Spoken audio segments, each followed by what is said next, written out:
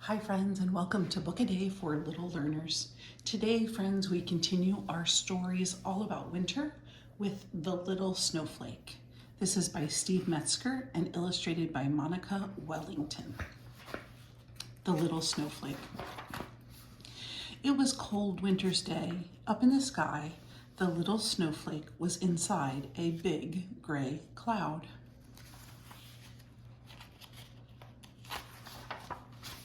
When I reach the ground, he said, I want to be a part of the biggest and best snowman in the world. The little snowflake looked down. It's a long way to go, but I'm brave, said the little snowflake as he jumped. Falling and tumbling through the sky, the little snowflake saw many other snowflakes whirling and twirling. Some had simple patterns and some had fancy designs, but all of them had 6 sides. What a beautiful sight, he thought. Oh, on the way down, the little snowflake bounced off another snowflake. Move over, buddy, the other snowflake shouted. Watch where you're going. I'm sorry, the little snowflake said. I didn't mean to bump into you. The little snowflake kept falling and falling. Suddenly, he landed on something with feathers. What did he land on, friends? A bird. A bird does have feathers. This can't be the ground, the little snowflake thought. It's too soft. Looking down, he yelled, It's a goose! What's going to happen to me now? The goose was flying with lots of other geese. They flew in the shape of a giant V. First the geese veered left, then right. Suddenly they began to flap their wings to go very fast. Oops, the little snowflake fell off the goose. Here I go again, he said. Falling and falling, down, down, down. I hope I land in that big meadow over there, the little snowflake said. It will be the perfect spot for children to build a snowman. Friends, there's the geese flying in the shape of a V. This goose does a lot of the work and the other ones are kind of in his drag. And then when he gets tired, he goes back here and another one goes to the front. So they work together to get where they need to go. Falling and falling, down, down, down, closer and closer to the ground. Here I come, the little snowflake yelled. Finally, the little snowflake did land in the big meadow, but not on the ground. Oh no, the little snowflake said, I've landed on a big stone. What will happen next? The little snowflake watched as some children began to gather nearby. Let's build a snowman, Anna said. That's a great idea, Jacob added. Yes, said the little snowflake, a really great idea. I think he wants to be part of that. Anna made a big snowball and began to roll it across the snow. The snowball grew bigger and bigger. This snowball's getting too big for me to push by myself, Anna said. I'll help you, said Greg. Good job, kids, the little snowflake called out. Don't forget about me. But the children didn't hear or see the little snowflake.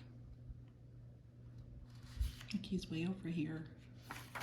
He wants to be included, doesn't he? The snowball grew so big that Julia and Jacob needed to help roll it. The children pushed the big snowball toward the little snowflake. Oh boy, the little snowflake said, now they'll roll that big snowball over here and pick me up. Then my wish will come true. But before they reached the little snowflake, Anna shouted, Stop! What's going on? Asked Jacob. Look, there's a stone, Anna replied. Our snowball might break apart if we roll over it. Okay, Greg said, we'll stop here. Now let's make the middle part. I'm still here, the little snowflake cried out. And then he sang the song, look at me, I'm down here on this stone. Please put me in your snowman, don't leave me all alone. But nobody heard the little snowflake song. The little snowflake sadly looked on as Julia, Jacob, and Greg rolled the snowman's middle, while Anna rolled the smaller snowball for the head. So a snowman is usually made up of a large sphere, a middle-sized sphere, and a small sphere. See the 3 different parts of him? After they stacked the snowballs, Greg said, It really looks good. No, it doesn't, the little snowflake said to himself. It doesn't look good at all. But our snowman's not finished, Anna said. It needs 2 eyes, a nose, and a mouth. And me, the little snowflake shouted. Let's use these 2 rocks for eyes, Julia said. And these little rocks for the mouth, added Jacob. Here's a carrot stick for the nose, said Greg. I had an extra one in my lunch bag. Now it's really done, Anna added. All the children stood back to take a good look at their snowman. It still doesn't look right, Julia said. It's missing something. She looked down and noticed the little snowflake on the big stone. Look at this. It's a snowflake, said Anna, and he's all by himself. The little snowflake began to smile. He couldn't believe the children were looking at him. Friends, the snowman looks pretty nice, doesn't he? Let's use him for our snowman, Greg said. But where? Jacob asked.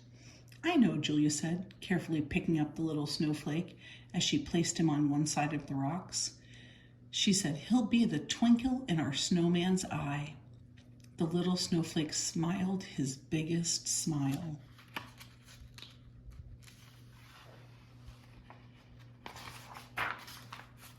The children stood back to take another look at their snowman. Now it's the best snowman in the whole world, Anna said. The other children agreed, and so did the little snowflake. Friends, what do you think? What do you think about that snowman? Do you see the little snowflake, the little glint in his eye? Friends, if you make a snowman, you can put different things on your snowman, but it's best if you find things around your yard, or you can even bring things from inside, like they brought a hat and a scarf from inside. Friends, I hope you enjoyed this story today called The Little Snowflake. I enjoyed it, and I know it's a little story, an additional story about winter. I hope you join us tomorrow for another story that will be about winter animals or about the season of winter. See you then, friends.